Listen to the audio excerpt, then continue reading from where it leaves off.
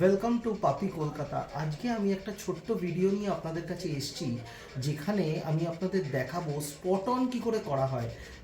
আমার এই বাচ্চাদের আমি করব আজকে। এদের গ্রুমিং করা হয়েছে দুজনকে, আমার এই সিটজু এবং আমার এই মল্টিজকে। গ্রুমিং করার পরে আমি এদের স্পট অন করবো। তো অনেকেই আমি খুব ওই পোকার যে ওষুধ খাওয়ানো, তার আমি ব্যক্তিগতভাবে খুব বিরোধী।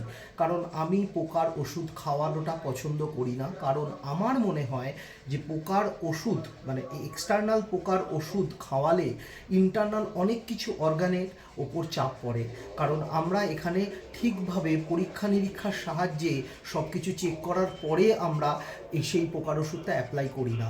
যাই হোক, যে কোনো একটা জিনিস যখন আমরা ইন্টারনালি খাওয়াই, তার তো একটা এফেক্ট থাকবেই, সাইড এফেক্ট থাকবেই। সেটা নিয়ে আমি কোনো কিছু কন্ট্রাডিকশানে আমি যেতে চাইছি না। তো আমি পার্সোনালি একটা থাইল্যান্ডের প্রোডাক্ট ইউজ করি। এটার নাম হয়তো আপনাদের আমি বলতে পারবো না, বলাটা ঠিকও হবে না। কিন্তু এই প্রোডাক্টটা দেখছেন আপনারা, এই প্রোডাক্টটা আমি থাইল্যান্ডের আমার অনেক ভাইয়েরা যায়, তাদের কাছ থেকে আমি এটা কালেক্ট করি। এবং আমি আজকে দেখাবো এক্সটার্নালি এই পোকার ওষুধ আপনি যদি দেন ওদের, তাহলে কিন্তু ওদের ভেতরেও সেটা যাচ্ছে না। এবং আপনি 3 থেকে 5 মাস অবধি এই বাচ্চাদের পোকা মুক্ত রাখতে পারবেন।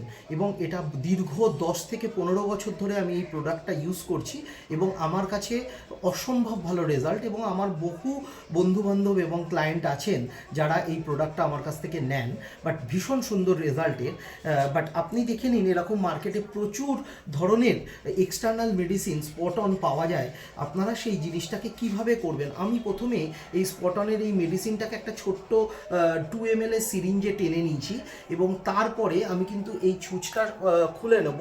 আমি কিন্তু কোনো ইঞ্জেকশন বা কোনো মানে এটাকে ইনসার্ট করব না। আমি জাস্ট এই যে স্কিনে আপনি দেখতে পাচ্ছেন, এদের স্কিনে আমি আস্তে আস্তে এই স্পট অনটা ইউজ করছি। এই দেখুন, আমি 3 থেকে 4টে জায়গায় আমি এই স্পট অনটা ইউজ করব। এবং এটার মজা হচ্ছে, ইউজ করার সঙ্গে সঙ্গে এটা কিন্তু পাউডার ফর্মে চলে আসে, যার ফলে ওদের কোনো রকম অসুবিধা হয় না। এবং এটা চান করিয়ে ড্রাই স্কিনে দেওয়াটাই বেটার। এটা দেখুন, এর দেওয়া হয়ে গেল।